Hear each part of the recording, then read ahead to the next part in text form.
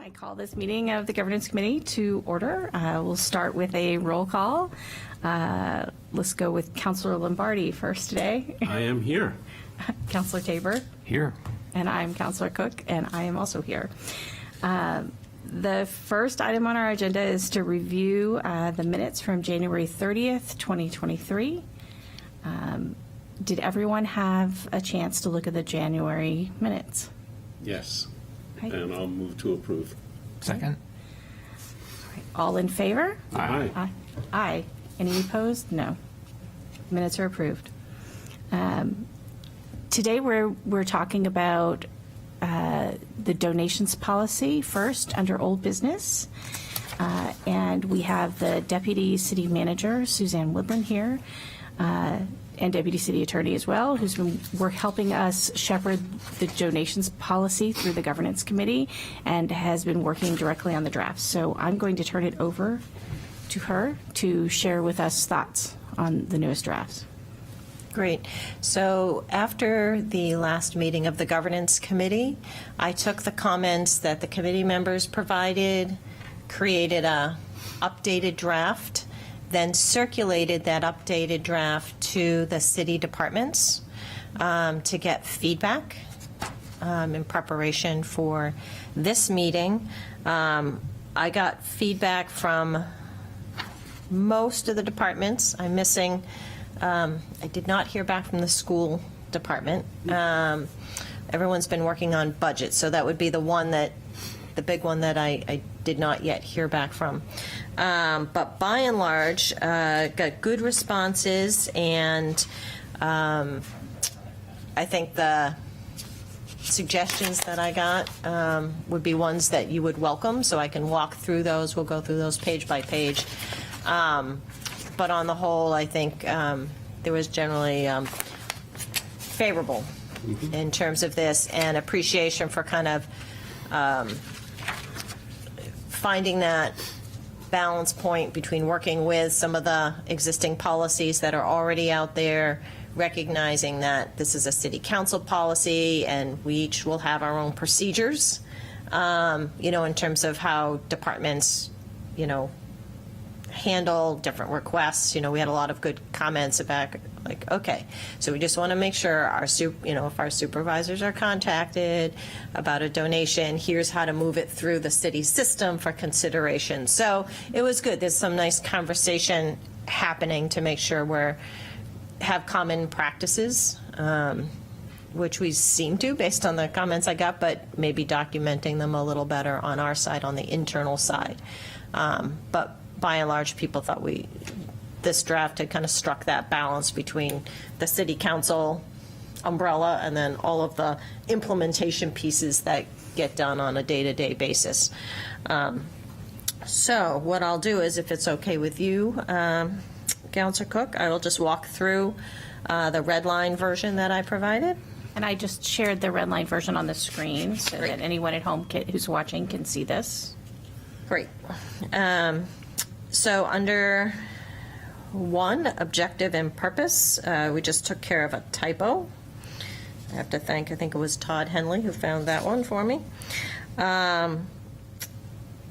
Under scope 2.1, just a little bit of reworking of the language for clarity purposes to talk about how this policy will interplay with the school board, the library trustees. So that was not substantive so much as just wordsmithing. Under section 2.2, again, wordsmithing under 2.2a. Under 2.2c, just a little bit of clarity that it's Article 8 we're talking about. Under 2.2d, this is adding language very specifically that grants from any source are not covered by this donation policy and must be brought forward to the City Council for acceptance, which is the current practice. That was something the committee had pointed out as would be helpful to have more express language.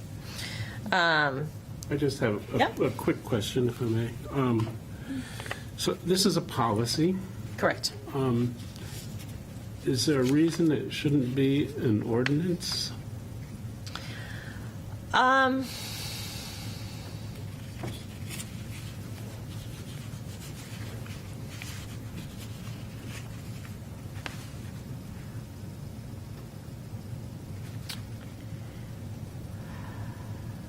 You don't have to answer that now. Yeah, no, I was thinking, I've seen it mostly as policies rather than ordinances. You know, when you do the, quick Google search as you're looking to see what other municipalities are doing. That's not to say that the ordinance doesn't, as you guys look at conflict of interest, that there might be pieces within the ordinance that need more strength, more firmness to it than a policy. So I think there's definitely an interplay, and I think the question is how much you want to do in a policy versus an ordinance. Policy is a little more flexible and forgiving.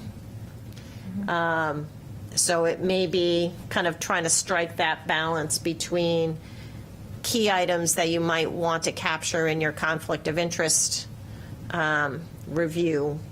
You might want to hit a couple of those pieces hard and leave them in and put them in an ordinance so they buttress this up. But I'm not sure there's a hard and fast rule so much as you have a little more flexibility with a policy to make it easier to adapt. You don't have that 3 readings process. So, if you decide, you're hearing rumblings, that something's not working in the policy, or a department is doing something differently, or you want the library to send you reports all the time because something happened at the library, hypothetically. Everything's been going fine. But this would give you a more, an easier path, I think, to make changes and say, that's not delivering what we thought it would for either oversight or understanding, and so you could take that up more readily to make adjustments. It's a good question. It's a good question. That's why I had to think about it. Yeah. Yeah. Well, So. okay, sorry. No. Sorry to interrupt. There was. I think Yeah. flexibility, I mean, people give to the city for a public purpose, but I think they give thinking the governing body is going to accept it. And therefore, if the gifts were given and tightly controlled by ordinance, you'd take away the city council's flexibility to say, we want to use this money for this. Your public purposes, education, we'll do a scholarship fund or whatever.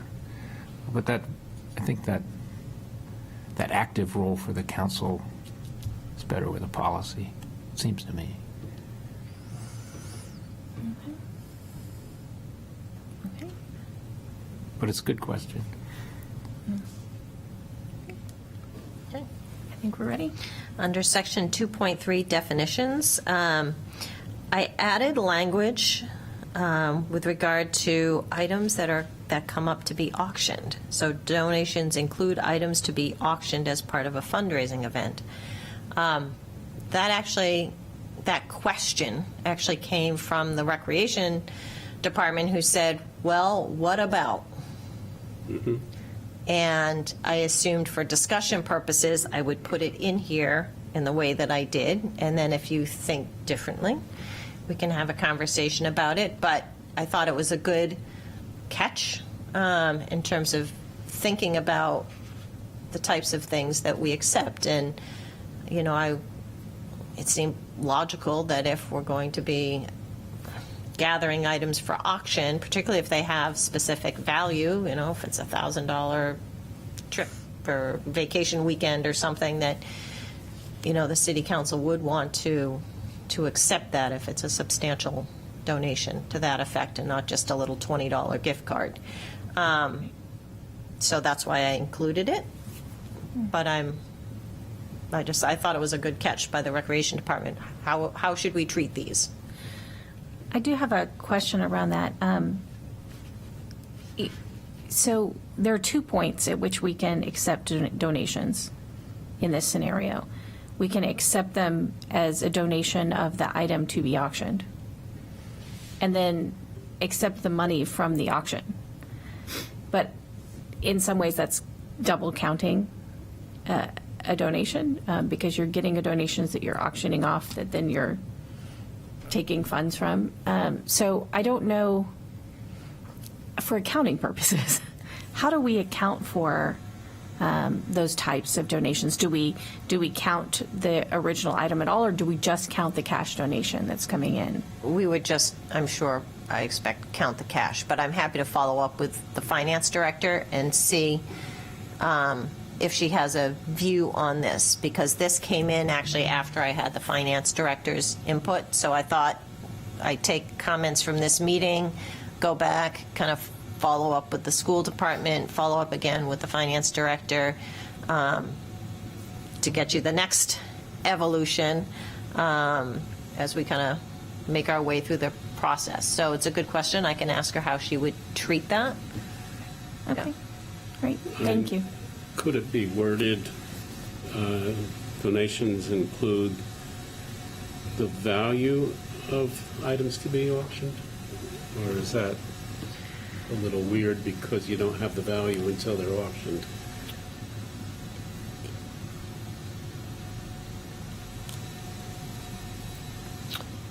Yeah, I think well, some things would be easier to set a value on or not. If it happened to be a piece of artwork, then it might actually be hard to set a value on it. Right. You're just accepting the gift for purposes of a fundraising event. In some ways, I have to say, it would be nice to have these types of auction events take place not under the city umbrella, but under a separate nonprofit 501c3, group. Yeah. So in some ways, this is almost we'll pay attention to it. There's a lot more process if you are going to do it as a city piece versus letting that outside, parent organization or arts group or whatever fundraising group to actually take on entirely the responsibility for that fundraising effort and then delivering one check from that event to the city. In my ideal world, that would be what would happen, which is those outside entities would actually be really doing that fundraising effort and then just turning over the proceeds from that event directly to the city. Yeah. We've had this conversation in the archive committee and pretty much we decided that things donated would probably go through organizations that are participating. Well, if somebody donates an item for a city auction, city-run auction, do they even get credit on their taxes for it? I mean, they will with a 501c3, Right. but if they donate, if Bornable That's true. donates a car, That's true. Right. That might be an additional policy we develop on fundraisers. And we might want a short little policy on fundraisers that suggests that any fundraising that should a city committee choose to hold a fundraiser, that they partner with a nonprofit to serve as the fiscal agent for that fundraising event. So that might be a separate thing that we look at, because I realize this is very difficult. The donors don't get a tax deduction for their donation, which a lot of donors are looking for in making a donation. And this would allow individuals to donate to a cause right? that's closely associated with also a nonprofit in town. Yeah. Why don't I get some feedback Okay. from the finance director from an accounting point of view, and I'll also touch base with recreation again, because it seems to be coming up particularly in that realm most recently. Right, right. That's one of the most recent Yep. examples we have, but you Yep. can foresee this happening elsewhere, so. Yep, playgrounds, we've got any number of Yep. wonderful projects that we'd love to get launched and so, yeah. Thank you. Right.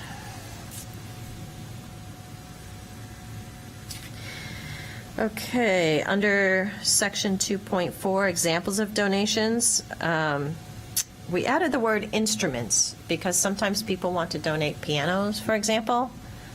You know, so they're just examples, and I thought, well, it's kind of good just to get people thinking more broadly about the types of things that are offered to us. It's interesting because when I read instruments, I thought of like testing instruments, water testing, It could be that too. I thought of band instruments for the high school. Could be that too. Okay, so section 3.1, just fixing a word there.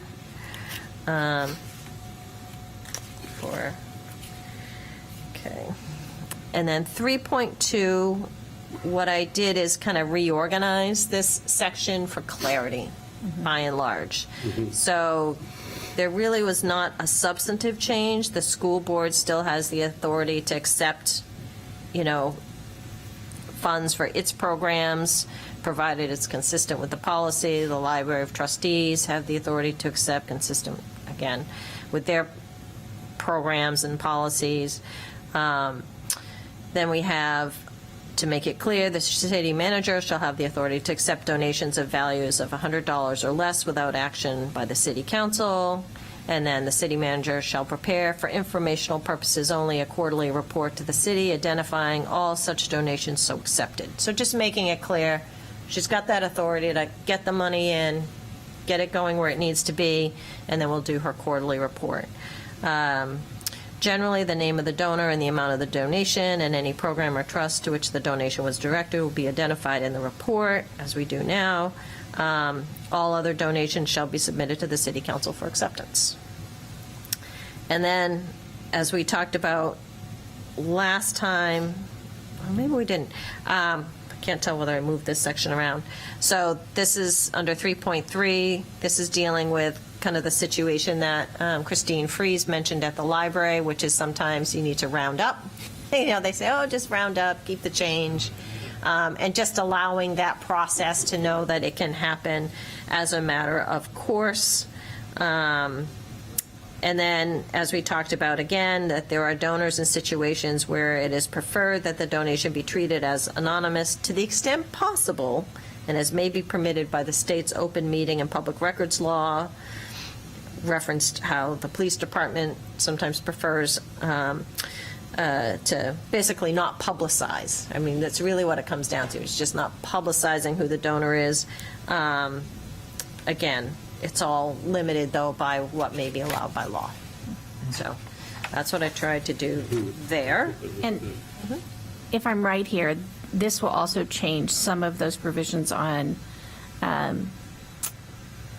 smaller donations for things like gift cards coming Yep. before the council, because Yep. they'll just go to the city manager, so. Yep, exactly. So it'll move its way up through the police department, through the police commission, but if it's just a $25 gift card, she can just take care of it, and it'll go and get distributed to where it needs to go. Okay, all right. So you may recall we had some challenging, we kind of went back and forth at the last meeting on what to do about the original 4.2, which is donations cannot confer personal benefit. And I struggled. I went back and forth with how to write that, and I thought, knowing that you guys are going to be working on the conflict of interest, we already have some language in there that kind of talks about an employee's obligation not to do things for their own benefit and not to take gifts and other practices. I thought, well, because it's so hard because of the intersections with the ordinance and where you guys may go, I just take that out because it is to some degree covered by the existing ordinance. And I just didn't see many, other than some really weird kind of set of circumstances, I thought it's probably best left in the ordinance, as a clear, this is what you can and cannot do, and then as you guys kind of look at that and whether it makes sense to tweak that at all in your process. So that was my thinking there, knowing that we had an interplay with the existing ordinance. Not fixed on that. I kind of tried to wordsmith around for a while, and I was like, just couldn't find a really good answer without kind of linking back to the ordinance and all the limitations set in the conflict of interest ordinance. So. But doesn't old 4.3 actually cover that anyway? Yes, exactly. Oh, yeah. That was why when I looked at that, I was like, okay, we've covered it there, so maybe let's not muck it up, suggesting that there's some different standard than we have elsewhere. So yes. Yep. Okay.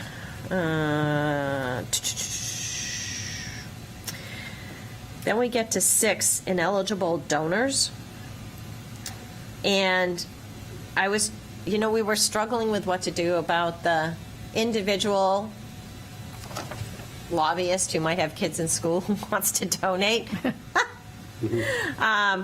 So I put in there for discussion purposes that really, maybe it's really, we don't want an organization. Because most, at least a number of lobbyists are connected with actual organizations who have been hired for a particular purpose, or a law firm that has a Right. lobbyist associated with their efforts. So that was my attempt to strike that balance. So that was, Isn't Peter Weeks technically a lobbyist?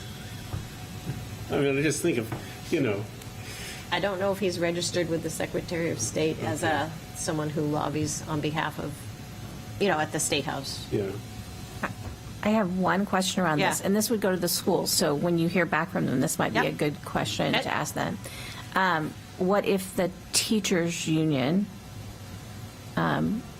is registered as a lobbyist organization Okay. for lobbying purposes and is wanting to make a donation to the schools in some way, form, or fashion? Okay. I guess that's the only place where I see this, a potential conflict is Yep. our actual unions, Yep. if they are registered as lobbyists for our employee unions, and if they ever make individual or make donations Yeah. to the city. So, I will suss that out. Let me get some feedback. I think they may hire occasionally lobbyists, but I don't think they themselves, although they will testify, right, Yeah. which is different. But let me look into that. okay. And That that, on my list. I guess the New Hampshire Municipal Association too, Yep. because they do engage in lobbying. I don't know if they're registered as a lobbyist organization, but any support they provide us, would that be considered a donation? I guess that would be, Oh, as in advice. yeah, advice or, so that's the only question, making sure that doesn't impact Yep. our ability. to Yeah. be members, because we're members, so it's, yep. Okay.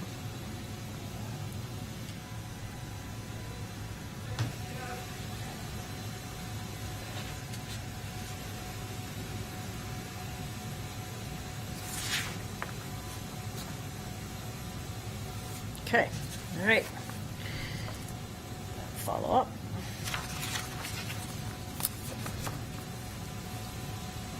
Okay. And I added a bullet point for persons and entities with pending applications for permits or other municipal approvals. Yeah, that's So, good. kept And I it- guess my question on that is, I think of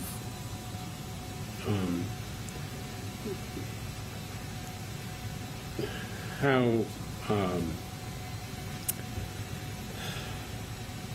a developer offers to give a piece of land and as part of the contract. It's part of a swap, A swap. like we did. Yeah, I don't see that as a donation No. because it's a part of a land use approval process.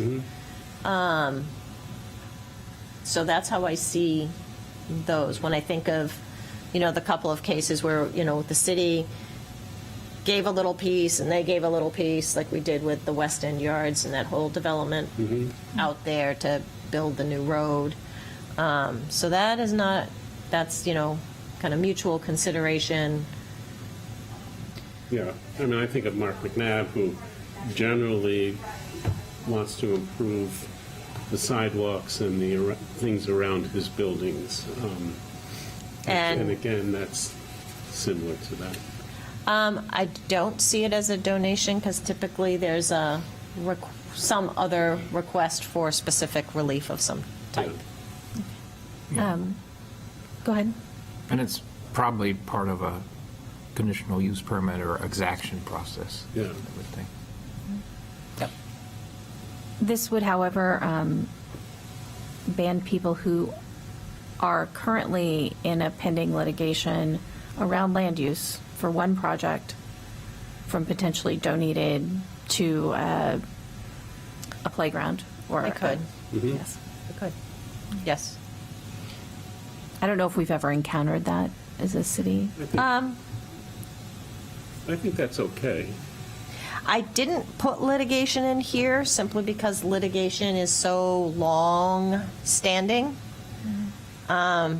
We could tweak this language. That's why I put it in here so we could have a discussion about it. I'm not sure I have an easy answer. And this is the beauty of it being a policy. Because it's a policy, it's easier for the city council to say, well, this really doesn't fall into what we had intended by this provision. That is the plus side of it being a policy, is that you could say, actually, when we adopted this, we did not intend to cover, say, something that winds up in litigation for 20 years, just on a matter where there's not actually something pending right now before a board. Okay. My goal was to take, and this is why it is sort of narrow, with pending applications for permits or other municipal approvals, thinking it's here in front of an existing board or the city council versus it's just hung up in litigation for 5 years, so as not to make it overbroad, knowing that litigation is slow and that the judge is not related to the municipal entity. So Right. that's in part why I made that somewhat intentionally narrow. Okay.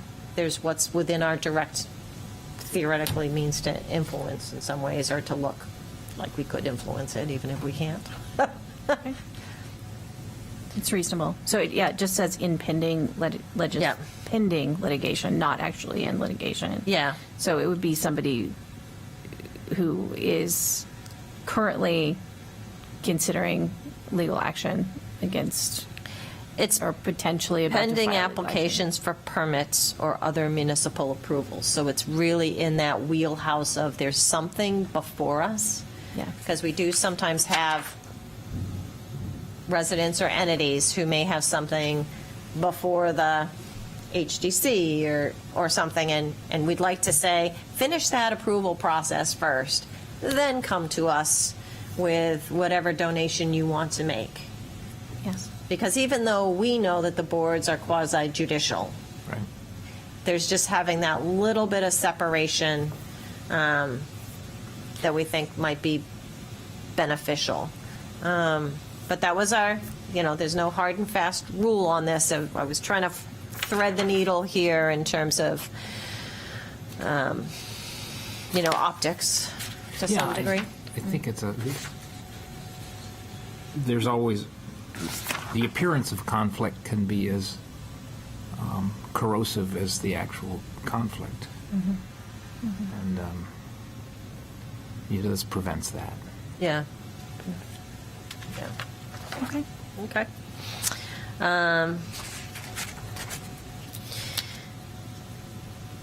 And then I just tweaked that language there at the end of the bullet points under 6. So is that actually bullet point number 2, 4, 6, 7. No, I just left it as a standalone paragraph. And The donations it's- from certain persons and entities such as arms manufacturers, certain drug manufacturers, and tobacco companies that may require special attention and consideration and evaluation. I could make it a bullet point. the question I think of is Wilcox Industries. Is that, does that fall under that? And I mean, I know he gives a He does. lot to the city. Yep. And I just wonder if people who are, really anti-weapons and stuff like that, I don't know. That's in part why I didn't put it in the list of, but are not limited to, and I just put it as a separate paragraph. It was to just say, you might want to pay special attention to those donations. Right. So it's a more affirmative consideration. It kind of flags it. We could be more specific and say, may not be prohibited, but may require special attention and consideration and evaluation. Because I think that's kind of what I heard last time. It just Yes. depends on the context. And so I could add a little bit of language making it clear that they're not per se ineligible, but one would want to be thoughtful in one's deliberation on it. Should I Yeah. add some Yes. language like that? That would be wonderful, actually. Okay. I think that's good because I think that it, to me, looked like Yep. an exclusion of Wilcox. Yep, That's, which is not the intention. yeah. Yep, No. Yeah. And we just want to be mindful. yep, exactly. And it may depend on the purpose and like we talked about. So Yeah. I will add some language to that. Okay. Section 7, this was just to make it clearer that, as the managers, signing off on the $20 or $5 donations, that it's the accepted donations that we can spend. And then the larger ones, until they go to the city council, will be like currently, we put them in a little special sort of accounting bubble. So, paragraph 12, I just, wordsmithing, just made when one word will do instead of multiple, make it shorter.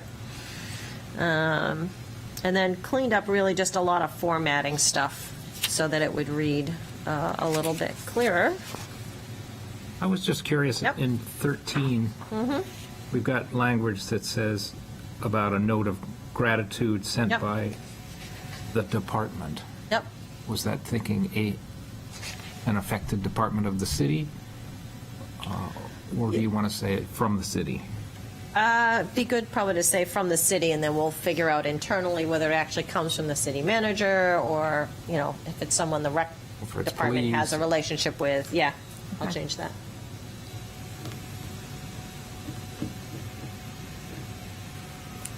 And I guess I get back to Yep.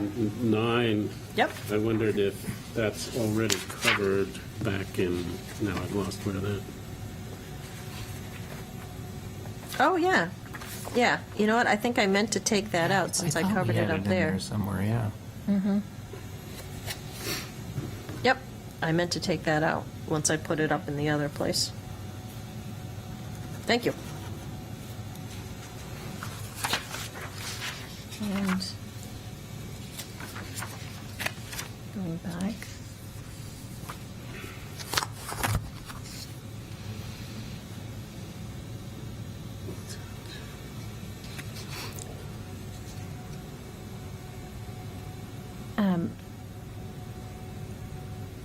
I have a question here Yep. around, do we need a special section or clause on right of refusal for donations?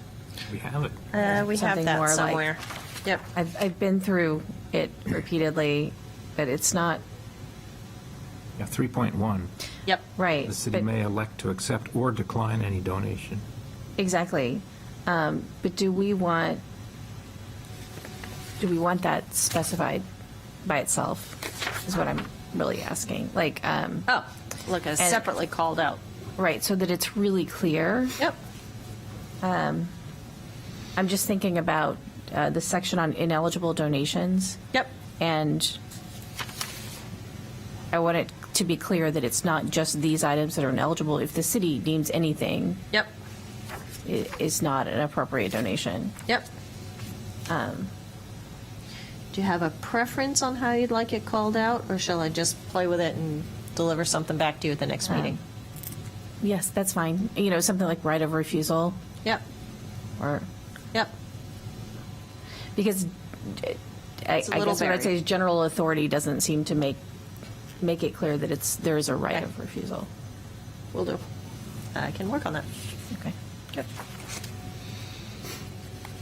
I really liked that in the library policy. Yep. Okay.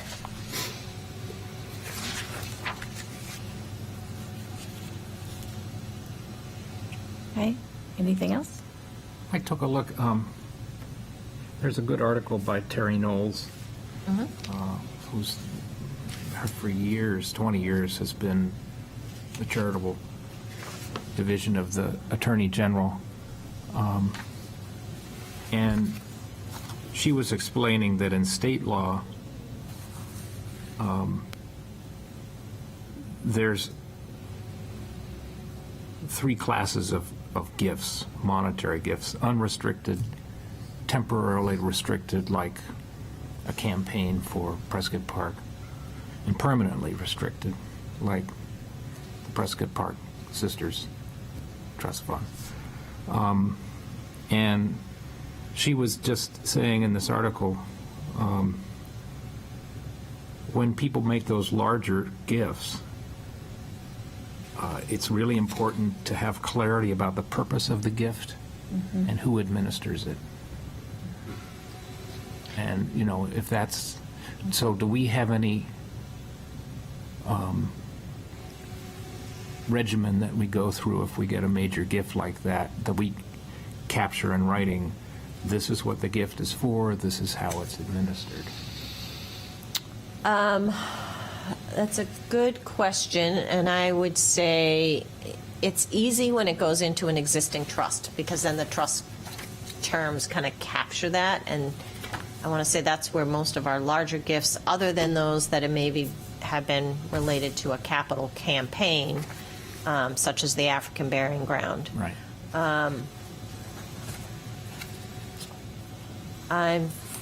So I think we've done, done it, but it may not be, I don't know if we have a formal, like, structure, but Yeah. we're But we did cognizant of that. introduce the Yeah. form now, the simple Right. one-page Exactly. form, which gets to some of It it. does. It does. Oh. Because we intend to keep using that form for stuff that's coming up to you. Right. Maybe we tweak the form so that it has unrestricted, temporarily restricted, permanently restricted, or, like there's a checkbox to kind of force that. So maybe we could tweak that Right. form a little bit, or I could add a little language in here that says, Yeah.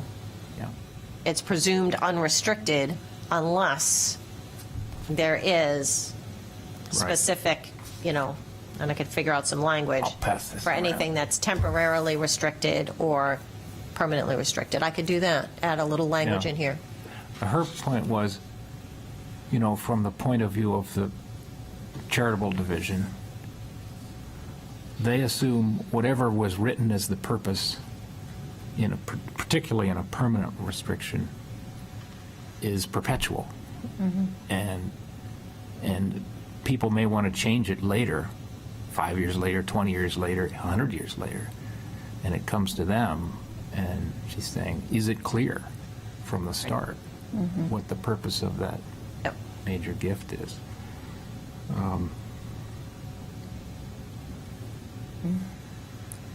I think that you're right on this. Is something that maybe a form, making sure the form has that information directly attached to it in some way or another, so that we are keeping very good records. Right. Yep. And it's always good to clarify with the donor by getting it in writing. Yes. What exactly is it you want?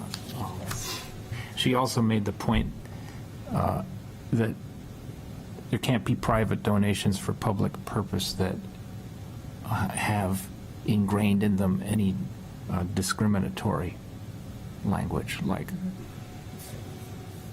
I'm going to start a scholarship for boys to go, Yeah.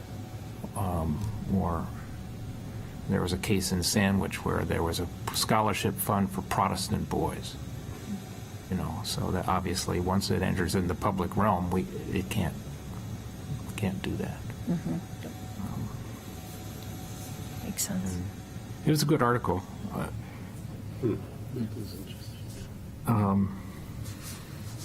So I'll pass it to, They can do that, just Chairman. not through Thank the you. city. right. Thank you. Would you like me to copy that and distribute it to? Share it? Yep. That would Do be that? wonderful. Yep. Yeah. Okay. I will send it around. Do we have any more questions or concerns around donations policy today?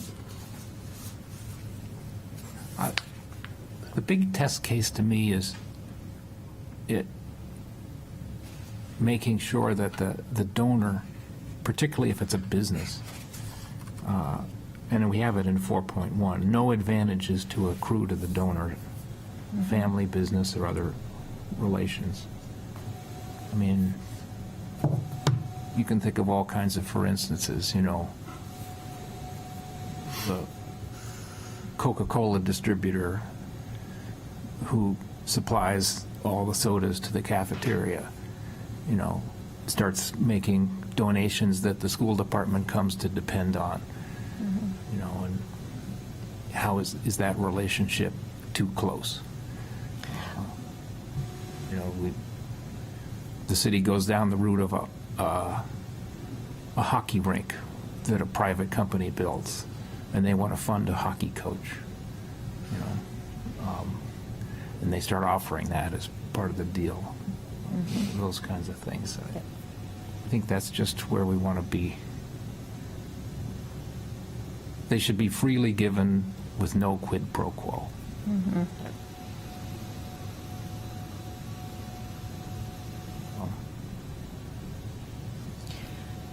So with your permission, I'll take this feedback, do a little tweaking here and there. I will follow up with the school and make sure that we get some response, or if they want to take it to the, I don't know if they want to take it to the school board formally, or just kind of check in and see how it's consistent or not, particularly thinking of some of the issues you've raised. Maybe Nathan would be willing to, or Zach. And those are all pure hypotheticals. I mean, Right, I'm not- right. But And they may not, there's multiple ways to look at them, right. so. So let me reach out and make sure that this is kind of rising to their level of attention. Like I said, they've been working on their budget. Yes. So, Yes. Yeah. but they may have some bandwidth now for the next couple weeks. So this may be Okay. good for me to take this back. Good. As far as scheduling goes, I think we should try to discuss this at our next meeting, and hopefully at that point be ready to advance it to the council for discussion there. So that's the timeline that I have. So on March 13th, then we would discuss this again, but hopefully in a final form.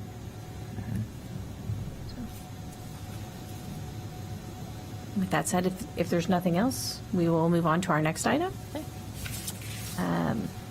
The next item on the agenda is the parks discussion and next steps. We had a really fruitful discussion, I felt, at our last meeting.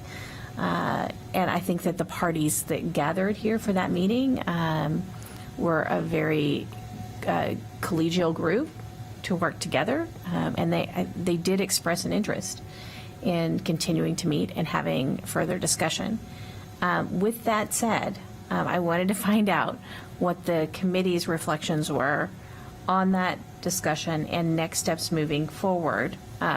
If we should what we should do at this stage to shepherd those discussions and make sure that they are occurring, or if we envision some different format. Counselor? No, I concur with you. I thought the next step is to continue that conversation, because I thought it opened up a number of lines of inquiry and that could result in policy changes. I think my takeaway on that was that maybe the best way to proceed, well, to continue this discussion, but also that representatives of the various committees form some sort of subcommittee as an ongoing thing. Okay. I might be wrong, but that was a takeaway I thought was there. I don't think it was expressed overtly, but That was generally my understanding. They should gather to discuss, but getting them to do so, I think, Yeah. requires some kind of prodding. structure for those meetings, which I guess my real questions around this are, who do we put in charge of scheduling those discussions? Who do we ask to be in charge of that? And how do we make sure that they have that opportunity to follow through? Yeah. Yes. It is my understanding that the Recreation Board right now is reconsidering its Roles. role, its governing ordinance, and basically its mission. So they're in those conversations. So I would say it may be that you've been heard, or the community's been heard a little bit about kind of looking beyond the more traditional just programming piece. So I think they are having conversations with an opportunity then to perhaps report back, because maybe they fold that into their mission, which is to convene quarterly or twice a year, some kind of collection of the assembled committee folks who we had here at the last governance committee, involving the Conservation Commission and Yeah, I had For that purposes. sense from Carl, I think, mostly, yeah. Do we have any timeline at all on how long it will take them to do their evaluation? I can find out. I know they were talking about it, because Todd Henley, the recreation director, kind of gave me a heads up that they are looking at their mission and some of their other just procedural housekeeping pieces, because their governing ordinance is thin. Yes, it's very thin. I was looking at it this morning. So they are looking at it. Okay. All right. That's positive. I can try and get you a feedback to let you know whether it should come up on the next agenda, whether they might be here with some, hey, this is what we're thinking of. I don't know, but I can get that feedback for you, and you can then decide how you want to handle it from a chair point of view. Does that seem sensible? Okay. Maybe this is unfair, but I had the sense that they don't want to lose control or dilute control, I'll say. So you're smiling, so. That's one board I don't staff, so I felt that, after that discussion, it really seems like the Conservation Commission has a huge role They do. in this space, in thinking about open spaces and potential for open spaces. And their expertise is sometimes lost to the rest of the other committees that deal with this. So it would be very helpful, I think, to at least have the conversation with parks around, and maybe even trees and greenery, and around inviting the Conservation Commission in, or at least a representative from Conservation Commission, to share expertise. It seems like it could save a lot of time and energy if you have somebody who understands limitations for open space. And has their eye on opportunities, because they're kind of aware of what's being developed, Yeah. as a result of the applications that they hear and what abutting parcels might be going on in the abutting parcels. And so, yeah. Yeah. I think that that's really critical, because I know that we have some serious space limitations in the city. So Yep. we have to be mindful of what is actually available space and what is not. Yeah. Yeah, and we have open space that's tier 1 usable. You can put paths in it. You can do whatever. We have tier 2 and 3 that's marsh and brambles and not usable. And so it's a mix. And I think their expertise is important. It's interesting that I think it's Dover has an open space committee. So rather than view it as parks, they put the emphasis on open space. I don't know the scope or duties. And as we talked about, there's lots of other towns and cities that parks and recreation are combined into one entity. Right. So if you're a matrix person and think the city as a organization can benefit from a matrix of the different groups that we had, that may be one route to go. How often do they meet? How do they drive action? Or if you're more of a chain of command type of person, maybe you have a one board that tries to make things happen in existing parks, finding new parks, and programming for parks. So it's an interesting discussion. I think a lot of light bulbs went on when we had that group, and they each started seeing what the other's expertise can bring. And I agree that the Conservation Commission knows the most about the inventory of land, the characteristics of the land.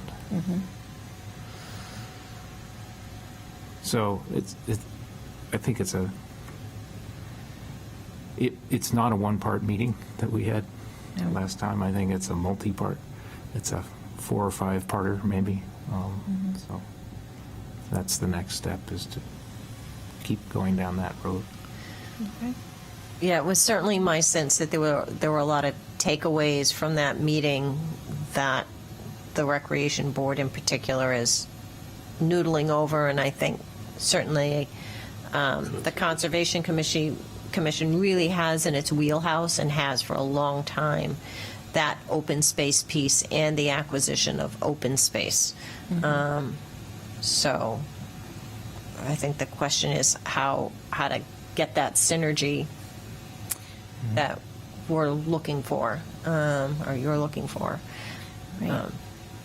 And I think it's also important to bring in the Prescott Park Master Plan Implementation Committee understands the strategic planning process around some of these spaces. If once you have kind of an idea of where and what is possible and where, the idea around, well, then how does it develop? And how do we make sure that the resources are, questions around evenly distributed through the city, what resources go where based upon that, not just around what the land can hold, but it's things like, now we have a skate park going in a specific location. well, the other spaces that we have available, what is the most logical place to have a ball field? What's the most logical place to not have any, because of not just open space, but because of what makes sense for individuals in the city and their usage, I guess is. The rec needs study, which I believe you will be seeing shortly, will help inform that as well. So I think you'll certainly have that opportunity to review that, and at the next meeting, you will have that ability. Maybe you bring some of those folks back together because the rec needs study will be there, and we make sure that the recreation department or the recreation committee has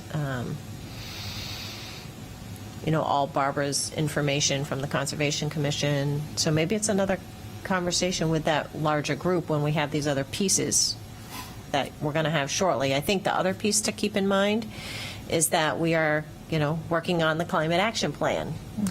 That will actually probably inform some of our thinking as to open space and parks. Right. So there are pieces that are coming together.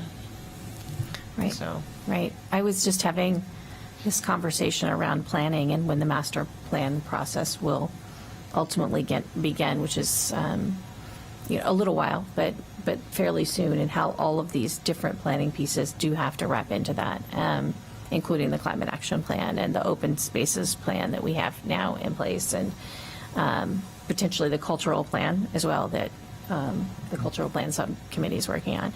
And so what kind of planning can this group kind of do to supplement that around open space parks, not just the open space plan, but parks, between now and end of December, I guess is the real question. Yeah. So that the feedback is noted. So maybe at this point, should we try to, I'm happy to reach out to the entire group and see what assistance they would need if they wanted to schedule another meeting. My understanding is they can meet, they can clearly meet without us present, but also, if they need our assistance in scheduling, I'm happy to offer it if the other committee members are as well, but maybe we can ask them if they're willing to move forward, and then also ask REC if they would share with us their thoughts. I think if they do get together, we should give them a framing question to answer. Something like,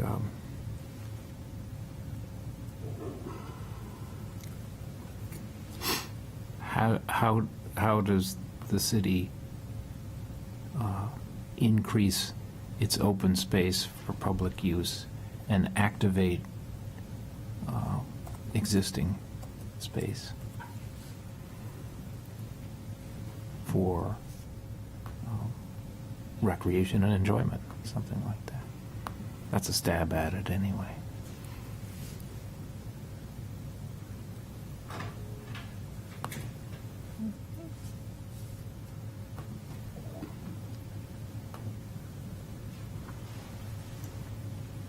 Okay. It's actually a pretty good question. Well, sleep on it and it'll reveal its deficiencies when you look at it the next time. So does everyone here want me to just reach out to them and say, just to find out if they're, if they have plans to meet, or if they want us to facilitate that, or how they would like to proceed? Tell them we want to put them to work. Okay. Yeah. All right. I'm happy to do that. And then also, I would ask you to reach out to REC for us, if that's okay. Yep. Around any plans that they are thinking, changes they're thinking about. Yep.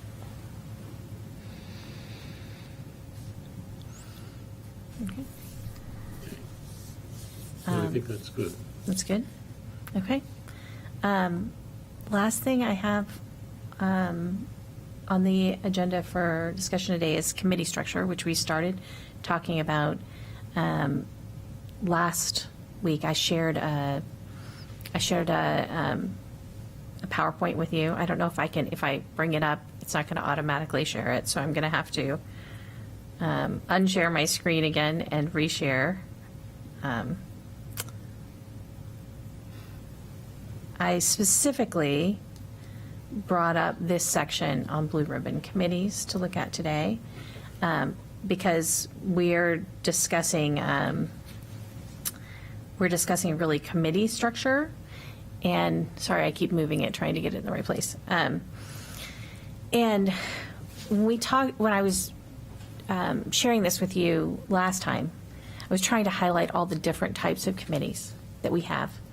And one of the reasons I wanted to do that is I wanted to make it clear how confusing this is for kind of outsiders who are not part of the city system, either not working for the city or haven't served around a year, at least on the city council, to start understanding the way that the committees work. But I think one of the most confusing committee subsections we have is the blue ribbon committees. And the reason I say this is that there's no definition of a blue ribbon committee anywhere. There are no parameters for blue ribbon committees written down anywhere. It's just a tradition of the council that the mayor can establish a blue ribbon committee by a simple vote of the council. And those committees then, their tasks really come from that motion or that vote of the council, but they don't have real clear parameters on time frame or, and I think it's confusing to individuals too who serve sometimes on these committees. They join and they say, what are we supposed to be doing here, and what is the timeline? I think we saw a little bit of that from the COVID response task force. They started meeting, they were really unclear on, how much time do we have? What exactly does the council want as far as recommendations go? And partly, this is because of this very informal structure. So my question to this committee is that we have several blue ribbon committees that have been around for a very long time.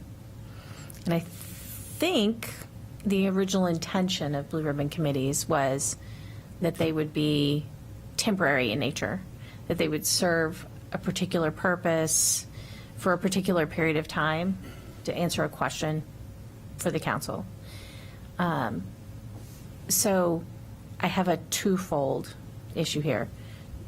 Should we somewhere create language that defines what blue ribbon committees are, so that people understand that somewhere in the administrative ordinance, just put in a paragraph that says blue ribbon committees can be appointed to solve a particular challenge in a certain time frame with, appointees made by, that serve at the willingness of the mayor during the mayor's term and are reestablished with each new mayoral term. Or do we not? Do we not think that's necessary? And secondly, should we look at our current list of blue ribbon committees and see if any of them should be considered standing committees at this point and moved into an ordinance format because of the length of their function? And this is an ongoing question. So this might be something that we can't answer for all of these committees now, but we might be able to in a few months. So as things evolve. So that's my question to this committee. Does anyone want to? Well, I think we have to look at it. Yeah. I think, I'm just looking at this list. Is this the complete list of blue ribbon, or is there more on the next page? This is the complete list of blue ribbon committees currently. I think there are things that are more generational. Generational, like council generational. on here that are worth carrying over from council to council. I think citywide neighborhood, for example, energy advisory, just, and I guess one could make an argument for any of them, but sustainable practices, seems like there are some that are overarching things that maybe should come out of the blue ribbon category and into a more standing committee. But then again, we have a lot of standing committees too, so it's a question. I have that question as well. My sense is if you have a blue ribbon committee that in effect is operating as a standing committee, we're already staffing it in the same way that we would a standing committee. And if they're going to continue to operate that way, it's not, it doesn't matter which category they would fall into, it still takes up the same number of staff hours, is my sense. I've thought a little bit about that as a concern, not wanting to establish more committees. But if the committee's already existing, are we really establishing more committees? One of the questions I have is what are the legal requirements of a standing committee versus a blue ribbon committee? So let me hit a couple of points.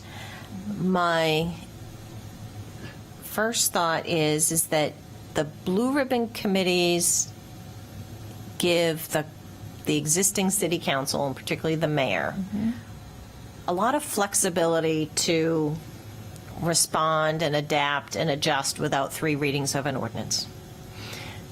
So they have that advantage. In addition, because the blue ribbon committees are not standing committees, you can put non-Portsmouth members on them.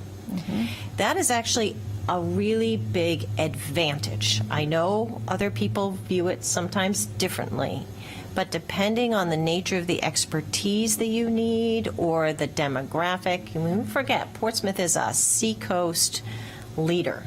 And we have impacts far beyond our borders, and those beyond our borders have impacts. So the blue ribbon committees in particular give the city council the ability as a voting, to put on members as voting members. Now, generally, blue ribbon committees only make recommendations, so it's okay that they vote because really the action that might involve money, so to speak, sits, and policy sits ultimately in the hands of the city council. So in some ways, yeah, you get a vote. On the other hand, it's only a recommendation because it's ultimately reporting to the city council. And so I think it's nice to have that ability, and that's what you get with a blue ribbon committee. I agree that sometimes it is not clear when these committees get established what the mission is, or that mission evolves and doesn't get updated. And maybe the way you do that is through a city council policy, because again, that's softer than an ordinance that says, hey, when we adopt and want to, approve a mayor's, new blue ribbon committee or an updated blue ribbon committee, here are the things that it should address. And there's almost like a checklist, a clear mission, a time period, because it's only going to last until the next city council so it automatically has an end date unless it's readopted, and who the members are. And you just kind of know your checklist and who's going to chair it. So you could kind of create that little checklist just as a helpmate, really, for the city council and the mayor to say, have we ticked all of these boxes before we created it? So those are my couple of points there, having served on some of these. Yes. And then if you look at it from the other perspective, I mean, that's a great description of some of the advantages of the Blue Ribbon committees. Then you look at committees that would be created by ordinance and how high the threshold would have to be for that. I don't think you don't want to have something created by ordinance that has a program of work with a beginning and an end. You want to have a program of work that never goes away.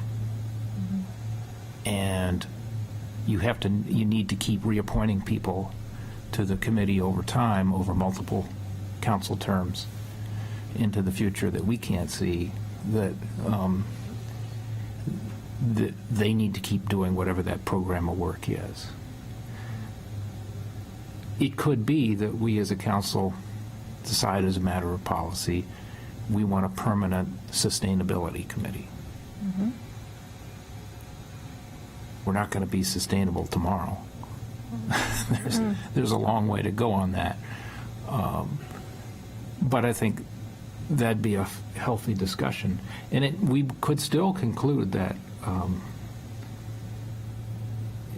it should stay a Blue Ribbon committee. But long-term program of work that never goes away seems to me the essential, the sine qua non of a committee by ordinance.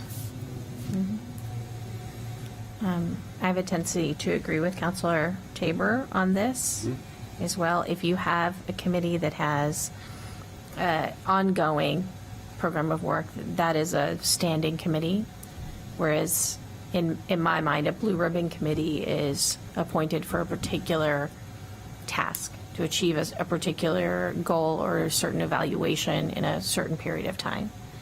And so when I look at it, I look at the list of committees, and the questions I have are, the African Burying Ground Stewardship Blue Ribbon Committee. Well, the African Burying Ground is not going away. And I know that committee does not meet frequently, but maybe it could be a standing committee that, has a small Quarterly meeting. quarterly or even yearly. Yeah. I think they don't meet frequently, but at least they could, because it seems like that's more permanent. The Citywide Neighborhood Committee has evolved to a point where it has kind of a permanent mission and focus. In fact, my understanding is they have their own definitions of that. Yeah. Well, they're working on them, yeah. Yes. I guess the other one, the Sister Cities Blue Ribbon Committee, Sister City Blue Ribbon Committee. We have sister cities. That doesn't seem to be changing either, even if it's a committee that only meets once a year or twice a year. That can be defined in ordinance as a committee that just meets once a year, at least once a year. And the Sustainable Practices Blue Ribbon Committee has been meeting for years. Yeah, And 15 years. yeah, exactly. Has it been that long? It's been that long. And what's fascinating about that committee is that it doesn't get renewed and reappointed every 2 years. It's just kind of assumed it just exists. It's the dead hand of tradition. Yes. So it just exists. It doesn't go away. Sustainable. It's very sustainable. So it's that is. Those are the ones that when I look at this list, these are the committees that don't have to me, a defined, limited purpose. But then I also, I do think it's important to note that our ordinance says that you do have to be a resident. So that does impact membership. There is one way around that, which we do for the EDC, where you can define an organizational membership on that committee versus an individual, and if the organization is a local organization. So you could do that for even sustainable practices, for it, What we talked about for African Bearing Ground to try and right, right. pull all the That's voices interesting. that we'd like to have at the table. Exactly, exactly. And if we end up with recommendations, there's a possibility out of the cultural plan subcommittee that we see a recommendation for a permanent arts commission or arts council. If that comes forward, that would probably also be defined by membership of entities, not necessarily individuals. It would probably be individuals and membership of particular entities, so. We might have to, I'll have to check the ordinance, because we might have to tweak that to make it express. I'm not sure it's express in the ordinance, but I got to check. Okay. Yeah. So that's why I wanted this committee to think about this and look at this. I did pose Yep. this to sustainable practices. And it's interesting because people's perceptions of what the ordinance is and what the limitations are very different than the reality of what the ordinance defines. And the ordinance, if you go through our administrative ordinance, every committee is extremely different. And some have a very thin ordinance, but they have huge numbers of tasks. Others have a very defined ordinance of exactly what they can and cannot do. And I think there's always concern that, oh, well, if we move to an ordinance, we will be limited. We won't be able to do things the way we've been doing them. And I don't think that that's at all a goal of making a committee permanent. It's to allow them to operate the way they've been operating, but with more permanence, with long-term appointees, so that you don't end up with a loss Yep. of expertise on a committee that has a significant task ahead. Yeah. So, Those sound good. Yeah, I think. Then we've also got, let's just consider this for a moment. We have committees like the Pierce Island Committee. They themselves said, we're no longer needed. right. Yeah, We they abandoned deleted, themselves. right, So what if that had been by ordinance, you know? it was. It was. We got rid of it. Yeah. Oh, Yeah, we eliminated it. So that's How the did we thing. undo an ordinance that fast? You can undo an ordinance. So, Part of the Yeah. package. so it's not cleanup. forever, and I think that that's an important distinction, is if we hit a point where any of these are no longer useful or needed or no longer meeting, Right. then the ordinance can be changed, just the way that Rec Board is going to come to us with maybe recommendations I think that they're planning to make. In terms of Pierce Island Committee, I think that the committee itself defined a very narrow scope of their goals, rather than what maybe the city wanted. I don't know that, but I thought that that's what happened there. There were people still on the committee who called me up and said, why, how could this be disbanded? I joined this because I thought it was an important committee, but by vote, they disbanded, so. Exactly. So that's always a possibility Yeah. for any of these, I think. So now you understand my questions around blue ribbon committees, Yeah. and Oh, yeah.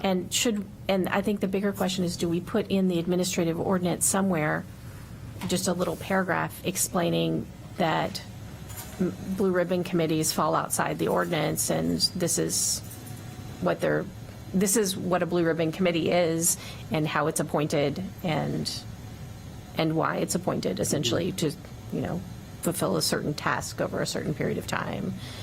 Do we put in a catchphrase so that when people are going through our administrative ordinance, they understand that there are additional committees that lie outside the ordinance?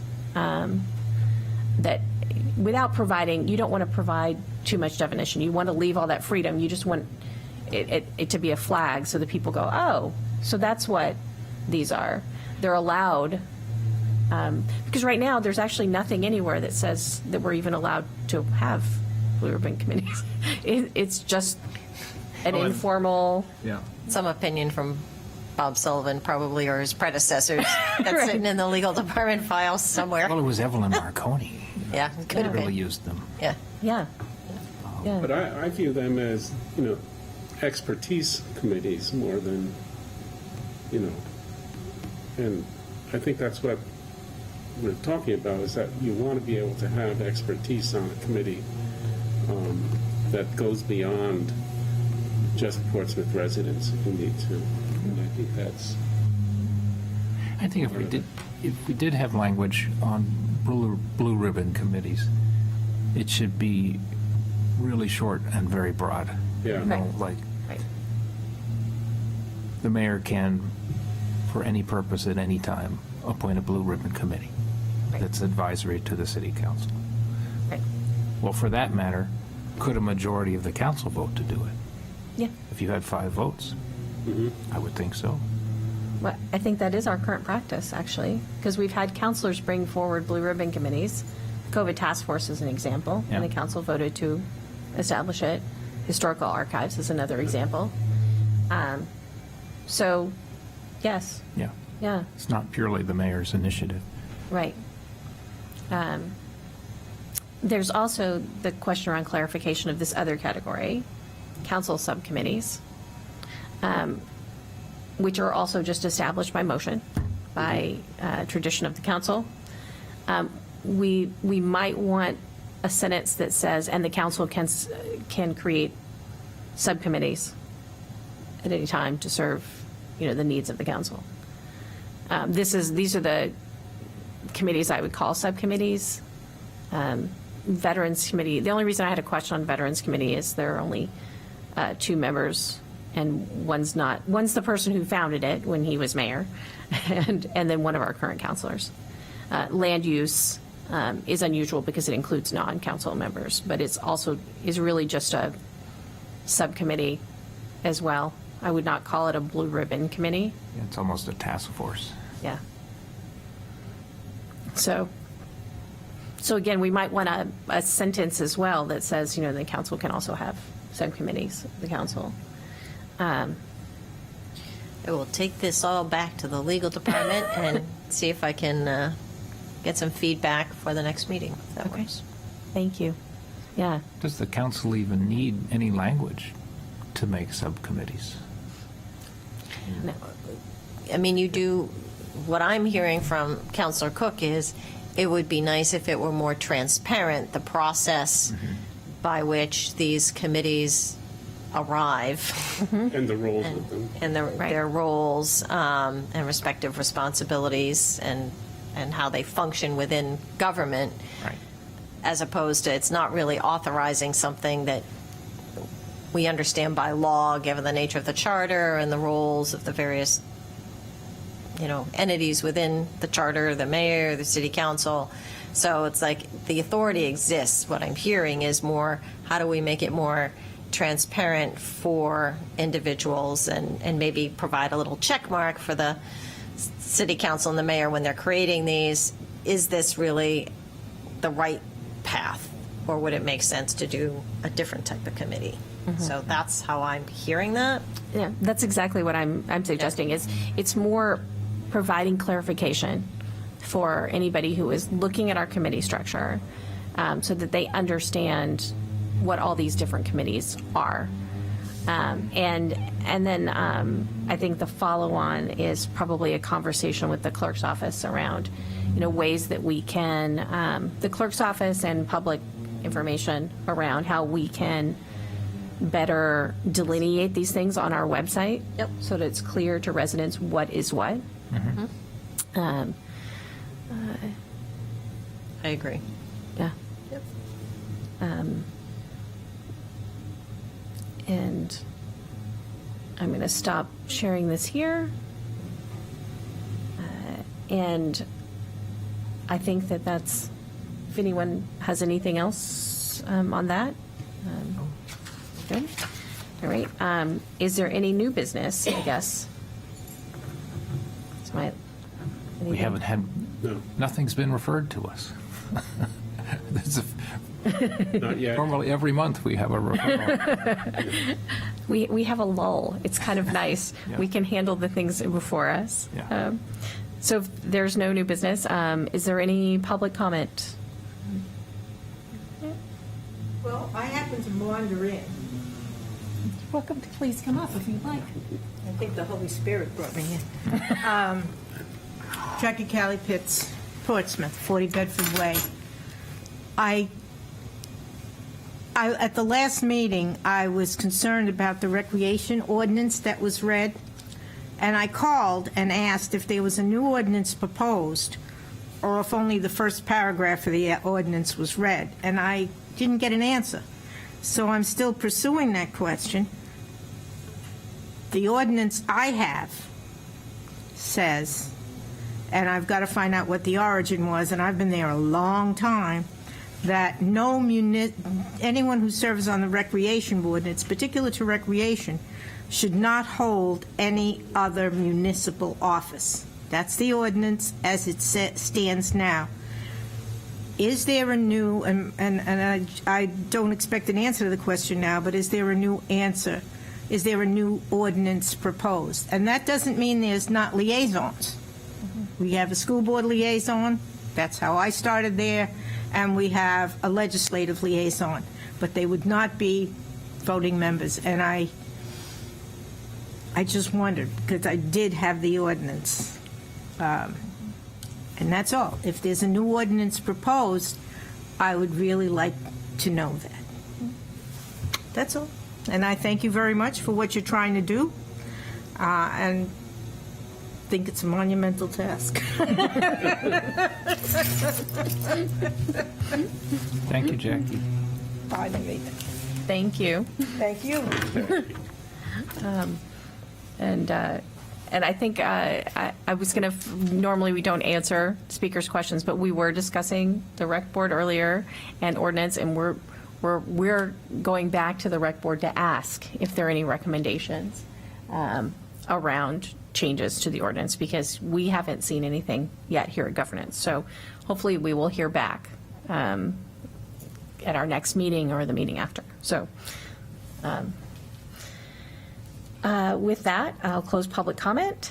And the only announcements I have today are next time we plan to discuss the donations policy again. Hopefully we'll have that final donations policy. And hopefully by then we will have another report back from legal on the administrative ordinance for our March 13th meeting. I will also update us on the further parks open space discussion and what I hear back. And then on March 27th, we will start getting into conflict of interest. And I should note that that is 3 different sections. We have 3 different sections around conflict of interest. Yes, I Councilor? am going to be in Atlanta on the 27th. Okay. I will make every effort to join a Zoom call there. Okay. Okay. If that is fine with you, Yeah. then we won't change the meeting because we would have quorum. But let us know if we Yeah. need to do anything with that. Okay. Okay. Are there any other announcements? No? Okay. Can I get a motion to adjourn? So moved. Second. All in favor? Aye. Aye. Thank you. We are Thank you. adjourned.